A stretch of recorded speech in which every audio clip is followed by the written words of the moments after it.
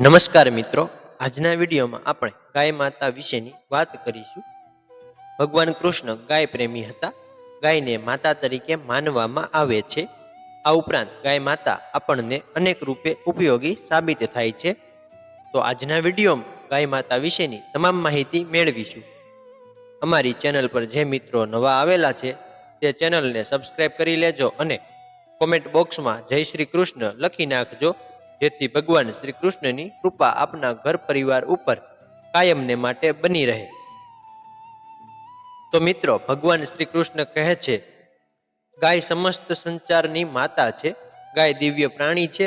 જે પણ ઘરમાં ગાય હોય છે એ ઘરના બધા જ વાસ્તુ દોષ સમાપ્ત થતા તમને જોવા મળે છે.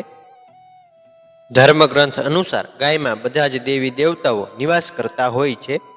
એટલા માટે ગાયની પૂજા કરવાથી સમસ્ત દેવી દેવતાઓની પૂજાનું ફળ તમને પ્રાપ્ત થતું હોય છે.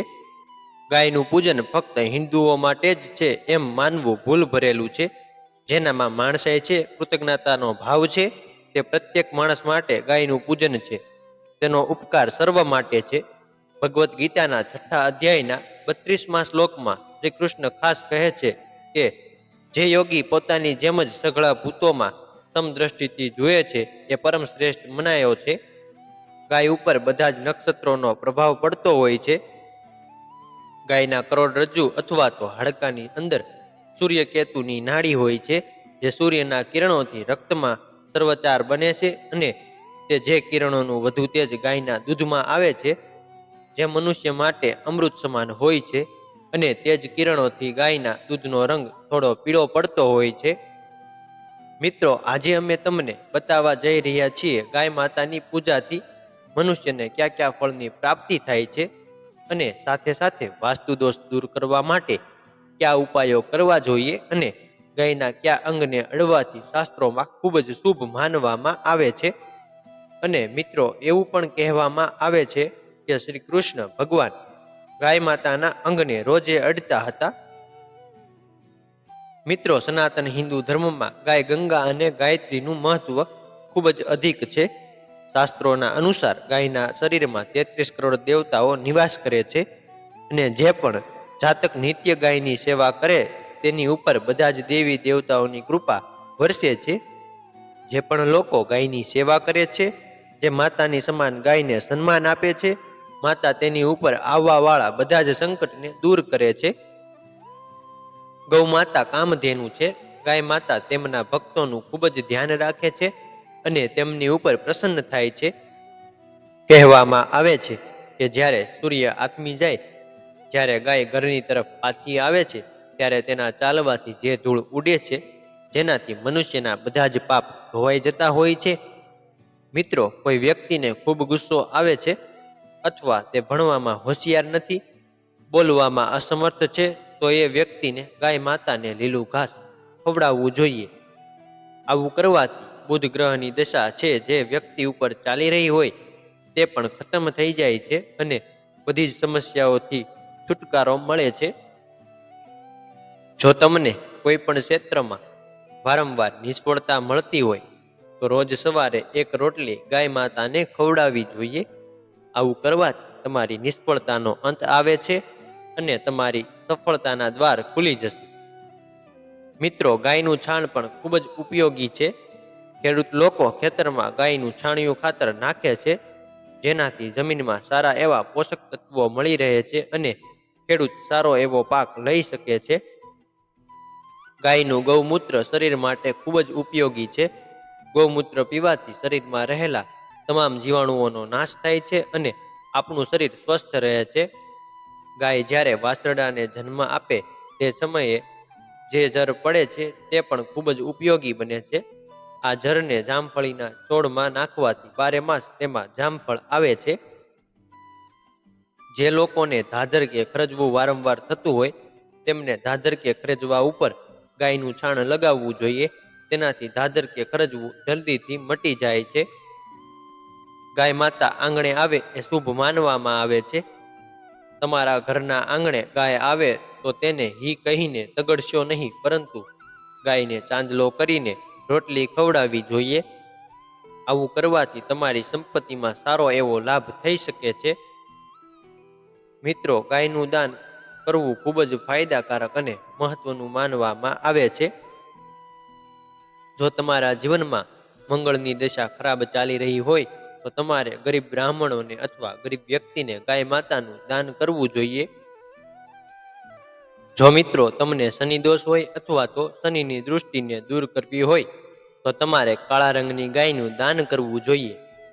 આવું કરવાથી બધા જ કષ્ટોથી મુક્તિ મળે છે અને તમારી ઉપર શનિદેવની કૃપા થવા લાગે છે. શનિદેવની કૃપાથી તમારા ઘરમાં સુખ સમૃદ્ધિ અને લક્ષ્મીજી નિવાસ કરતા તમને નજરે આવશે.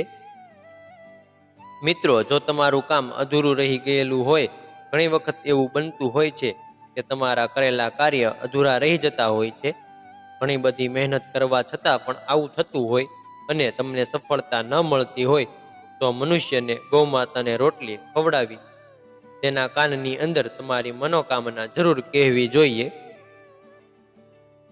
ગાયને નિયમિત પૂજા કરવાથી ઘરની આર્થિક સ્થિતિ પણ મજબૂત થાય છે. મિત્રો, ગરમીના દિવસોમાં તમારી ઘરે કોઈ ગાય આવી જાય તો તમે પાણી જરૂર પીવડાવવું જોઈએ. મિત્રો, આવું કરવાથી વ્યક્તિના જીવનમાં ખૂબ જ સુખ સમૃદ્ધિ આવે છે. મિત્રો, શિયાળાના દિવસોમાં ગૌ માતાને ગોળ ખવડાવવો જોઈએ, પરંતુ ગરમીના દિવસોમાં ગૌ માતાને ગોળ ન ખવડાવવો. જો મિત્રો તમે પિતૃદોષ દૂર કરવા માંગો છો તો ગૌ માતાને અમાસના દિવસે રોટલી, દાળ અને ઘાસ જરૂર ખવડાવવું જોઈએ. મિત્રો, આ ખૂબ જ ફાયદાકારક રહે છે. મિત્રો, આવું કરવાથી તમારા બધા જ પિતૃદોષ દૂર થતા તમને જણાશે. સાથે સાથે ગૌ માતાની પૂજાથી નવગ્રહોની શાંતિ પણ થઈ જાય છે. મિત્રો, કોઈ પણ મહિલા ઘરે કામ કરતી હોય અને તેના છોકરાઓ તેને હેરાન કરે અથવા તો તમારા છોકરાઓ તમારું કહેવાનું માનતા ન હોય અને હંમેશા તોફાન કરતા હોય અથવા તો તેનો સ્વભાવ ગુસ્સાવાળો હોય, વાત વાત ઉપર ગુસ્સો આવી જતો હોય તો તમારા ઘરે ગાય આવે એ ગાયને તમારા બાળકના હાથે ભોજન કરાવવું જોઈએ.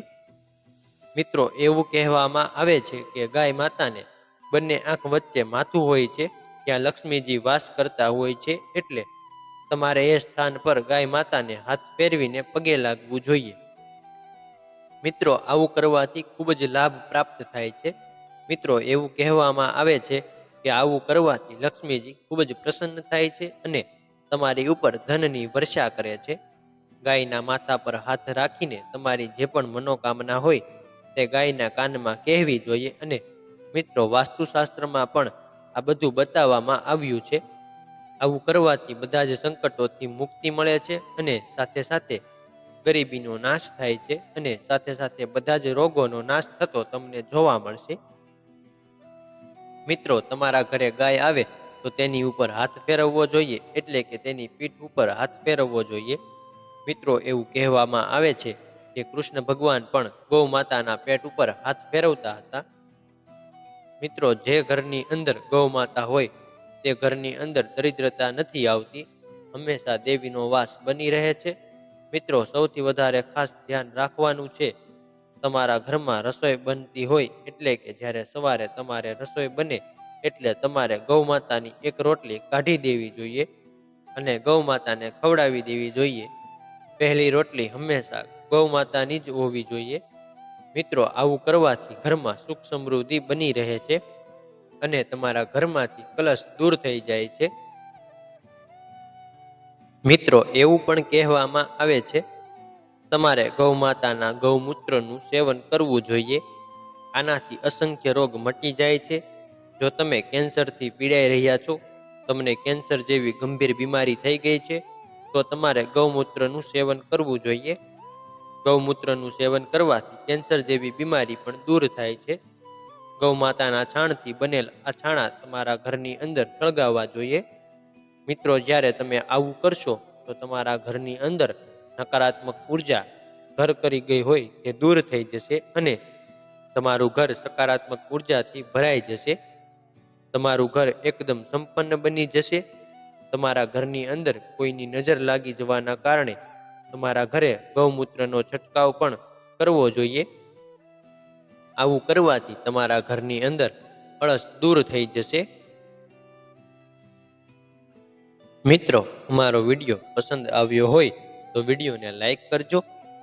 આવી અવનવી માહિતીની જાણકારી માટે અમારી ચેનલને અત્યારે જ સબસ્ક્રાઇબ કરી લેજો, જેથી અમારા વિડીયો આપને સમયસર મળતા રહે. જે મિત્રો વિડીયોને અંત સુધી નિહાળી રહ્યા છે તેમનો ખૂબ ખૂબ આભાર. જય શ્રી કૃષ્ણ.